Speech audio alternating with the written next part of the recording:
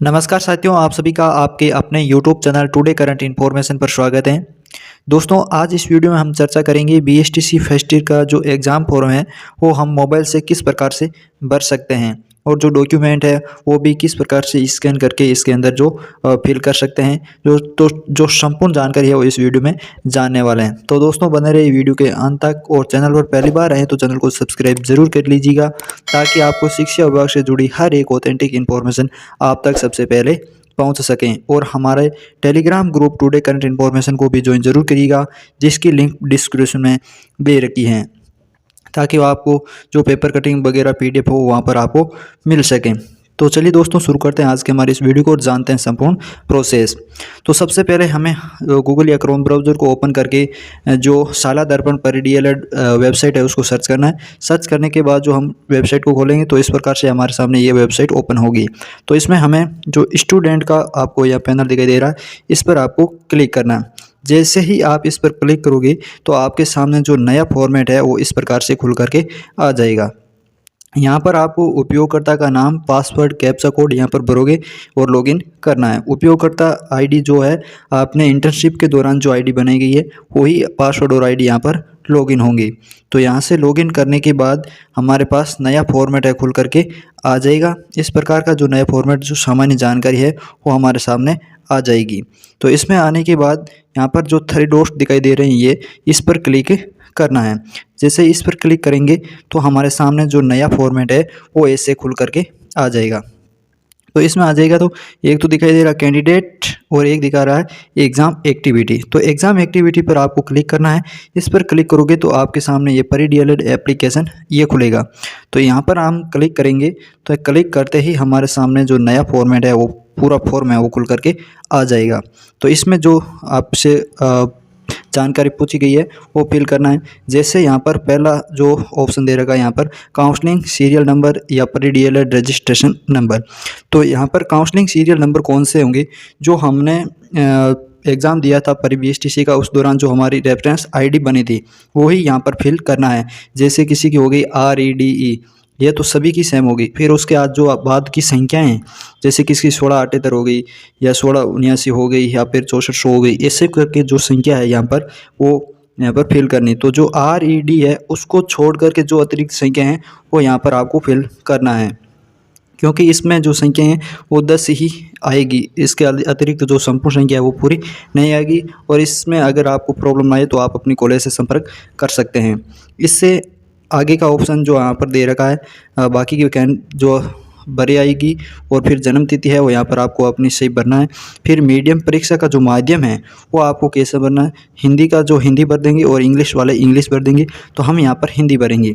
हिंदी भरने के बाद यहाँ पर दिखाई दे रहा है श्रेणी कैटेगरी। तो कैटेगरी जो OBC है, MBC है, SC है, तो यहाँ पर आप अपनी कैटेगरी है वो सुनना भर सकते हैं। उसके बाद प्रवेश दिनांक जो आपको रिपोर्टिंग के दौरान जो इस एडमिशन स्लिप दी गई उस पर आपकी जो डेट है वो यहाँ पर फिल करना है।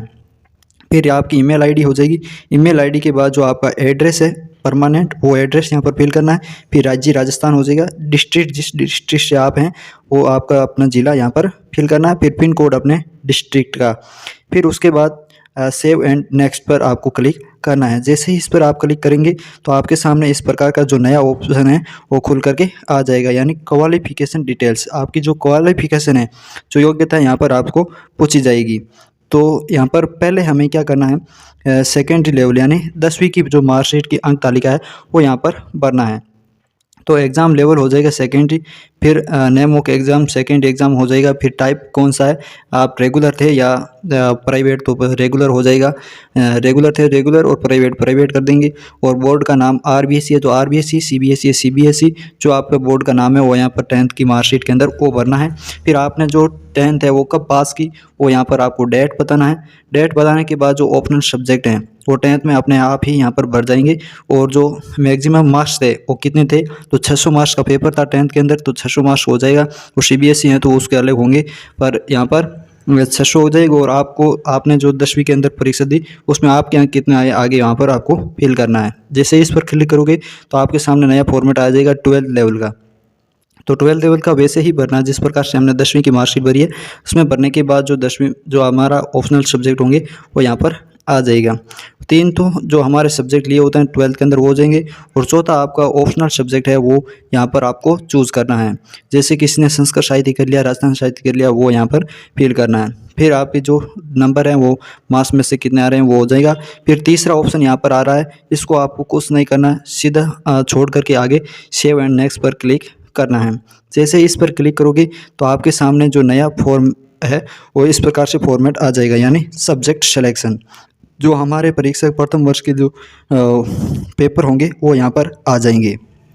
तो इसमें दिए गया है कि यदि अभ्यर्थी प्रथम वर्ष अथवा द्वितीय वर्ष की परीक्षा में प्रविष्ट होना चाहता है तो नेम ऑफ एग्जामिनेशन के सम्मुख दिए गए विकल्प से संबंधित का चयन करने के पश्चात संबंधित वर्ष के लिए चयन कर परीक्षा हेतु विषय सेव करने के लिए प्रथम वर्ष सेव फर्स्ट ईयर सब्जेक्ट और द्वितीय वर्ष के लिए save second year subject button पर क्लिक करना है। ध्यान दें विषय का चयन है जो चयन पर सेव नहीं करने की स्थिति में आवेदन पत्र प्रिंट करते समय प्रदर्शित नहीं होंगे। तो हमें यहाँ पर करना जो यह सब्जेक्ट दे रखे हमारे प्रथम वर्ष के बच्चे, बचपन, शिक्षा के उद्देश्य, ज्ञान, पाठ्यचर्या, भारतीय समाज, और ये जो 10 सब्जेक्ट है वो यहाँ पर दे रखे हैं। तो यहाँ पर हमें क्या करना है, सेव फर्स्ट ईयर सब्जेक्ट, इस पर क्लिक करना है। इस पर क्लिक करने के बाद हमें यहाँ पर नेक्स्ट पर क्लिक करना है। नेक्स्ट पर क्लिक करेंगे तो हमारे सामने जो नया फॉर्मेट है वो ऐसा खुल करके आ जाएगा। तो यहाँ पर आ जाएगा तो यहाँ पर हमसे मांगा जा रहा है अपलोड ए फ़ोटो और अपलोड साइन। हमारे यहाँ पर फ़ोटो और साइन अपलोड होंगे। तो फ़ोटो और जो साइन है फ़ोटो हमें यहाँ पर करना है। फ़ोटो हमारा जो जेपीजी के अंदर ही होगा, यानी 100 KB से मध्य होगा, यहाँ 100 KB से अधिक नहीं होना चाहिए, और सिग्नेचर भी इसी प्रकार से होना चाहिए। 100 KB से आप कम लेगो तो आप इस प्रकार से जो प्रदर्शित हो जाएंगे। तो आप फ़ोटो है वो किस प्रकार से यहाँ पर जेपीजी में बदल सकते हैं, तो इसके लिए आपको एक ऐप इंस्टॉल करना होगा जो है डॉक्यूमेंट स्कैनर। तो आपको वहाँ से ऐप के माध्यम से स्कैन करके यहाँ पर फिल कर सकते हैं। तो आप जैसे हमने यहाँ पर यह ऐप है जो खोल करके स्कैन के लिए खोल लिया ऐप को, तो अब ऐप के अंदर स्कैन कैसे करना है, तो स्कैन के लिए हम क्या करेंगे, एक किसी पेज को आपको एक प्रैक्टिकल के रूप में आपको दिखा देता हूँ कि एक पेज है जिसको हमें लेना है। लेने के बाद उसको जेपीजी में किस प्रकार से बदल सकते हैं। जैसे हमारे जो सामने ये ऑप्शन दिखाई दे रहे हैं, एक कैमरा का और एक फ़ोटो का। अगर आपकी गैलरी से फ़ोटो चुनना चाहते हैं तो आप इस पर क्लिक करके चूज़ कर सकते हो, और सीधा कैमरे से लेना चाहते हैं तो यहाँ से स्कैन कर सकते हैं। तो कैमरे पर क्लिक करेंगे तो कैमरे से क्लिक करने के लिए हमारे सामने इस प्रकार का जो खुल जाएगा, इसमें डॉक्यूमेंट वेरिफिकेशन जो आ रहा है यहाँ पर हम कैमरे में क्लिक कर देंगे। तो क्लिक कर देंगे तो हमारे सामने इस प्रकार का जो व्यू दिखाई देगा। हमारा जो ये स्कैन हो गया, स्कैन होने के बाद हम कंटिन्यू पर क्लिक करेंगे। तो कंटिन्यू पर क्लिक करेंगे तो हमारे सामने जो हमने फॉर्म में फ़ोटो है या सिग्नेचर है स्कैन किया वो स्कैन हो जाएगा। स्कैन होने के बाद हम यहाँ पर खोलेंगे। इसको खोलने के बाद जो ये राइट का निशान दिखाई दे रहा है इस पर हम क्लिक करेंगे। तो राइट का निशान क्लिक कर दिया।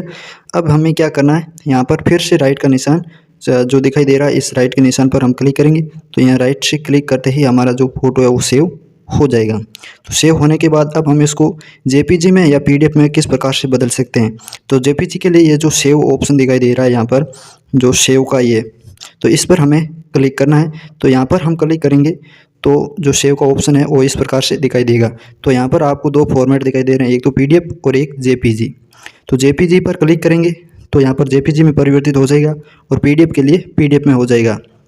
अगर आपकी जो केबी है वो ज़्यादा हो रही है तो कॉम्प्रहेंसिव नो, यहाँ पर जो केबी की साइज़ है वो हम कम कर सकते हैं। तो यहाँ पर हम क्लिक करेंगे तो क्लिक करते ही जो हमारी जो साइज़ है वो हम कम कर सकते हैं। जैसे यहाँ पर ये जो एक रेखा दे रखी है इसको हम कम करेंगे तो देखिए इस प्रकार से इसकी साइज़ है 334, और 0 लेवल पर लेकर के आएंगे तो इसकी साइज़ है जो 80.45 KB यानी कम हो चुकी है। इस प्रकार से हम हमारी फ़ोटो और सिग्नेचर जो डॉक्यूमेंट है जैसे जाति प्रमाण पत्र हो गया, 12वीं की मार्कशीट हो गई, वो इस प्रकार से हम इसके अंदर जो स्कैन करके फिल कर सकते हैं।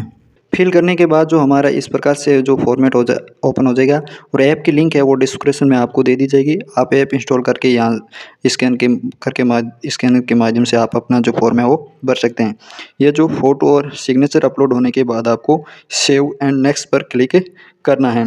सेव एंड नेक्स्ट पर क्लिक करेंगे तो हमारे सामने इस प्रकार जो नया फॉर्मेट है वो खुल करके आ जाएगा। यहाँ पर हमें क्या करना है, सेकेंडरी एजुकेशन जो 12th लेवल की मार्कशीट 12th की हमारी, यहाँ पर हमें उसकी मार्कशीट की जो फ़ोटो है अपलोड करनी है, वो भी जेपीजी के अंदर।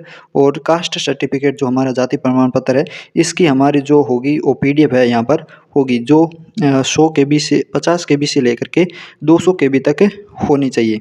तो यहाँ पर हम जैसे चूज़ करेंगे तो हमारे सामने इस प्रकार के से चूज़ हो जाएगी 12th की मार्कशीट और हमारा जो जाति प्रमाण पत्र है वो यहाँ पर फिल हो जाएगा। उसके बाद सेव एंड प्रो जो व्यू एप्लीकेशन है हमारा फॉर्म वापस देखने के लिए, इस पर क्लिक करेंगे तो हमारा जो पूर्ण संपूर्ण फॉर्म है इस प्रकार से नया खुल करके आ जाएगा। अगर इसमें स्पष्ट दे रखा है अभ्यर्थी को परीक्षा के लिए चयनित विषय प्रदर्शित नहीं होने की स्थिति में संभव है कि अभ्यर्थी ने विषय का चयन करने के पश्चात सेव बटन पर क्लिक नहीं किया है, पुनः विषय सेव करने के लिए बैक बटन पर क्लिक करें। तो हम यहाँ पर बैक पर क्लिक करेंगे तो हमारा जहाँ से फॉर्म भरना शुरू किया है वहाँ पर हमें यह लेकर के चला जाएगा, जहाँ पर हमारा जो अधूरा रह चुका है कोई ऑप्शन, तो उसको हम यहाँ पर भर सकते हैं। जैसे इसमें कोई सब्जेक्ट हो गया या फिर हमारी जन्म डेट होगी, तो यहाँ पर वापस भर के फाइनल सबमिट पर क्लिक करना है। फाइनल सबमिट करते ही हमारा जो ये फॉर्म है वो फिल हो जाएगा। अगर आपसे फ़ोन से ये फॉर्म नहीं भरा जा रहा है तो आप नज़दीकी ई-मित्र के माध्यम से जाकर के वहाँ से फॉर्म भरवा सकते हैं। अगर आपकी छोटी सी गलती हो जाती है तो बहुत बड़ी बाधा बन सकती है आगे के लिए, इसलिए आपसे फ़ोन से फॉर्म नहीं भरा जा रहा है तो ई-मित्र से जाकर के फॉर्म अवश्य भरवाइएगा। तो कैसी लगी जानकारी, और इस वीडियो को अपने दोस्तों तक शेयर अवश्य करिएगा ताकि वो भी घर बैठे अपने मोबाइल से इस फॉर्म को भर सकें। तो दोस्तों मिलते हैं और किसी नई वीडियो के साथ, तब तक के लिए धन्यवाद। जय हिंद, जय भारत।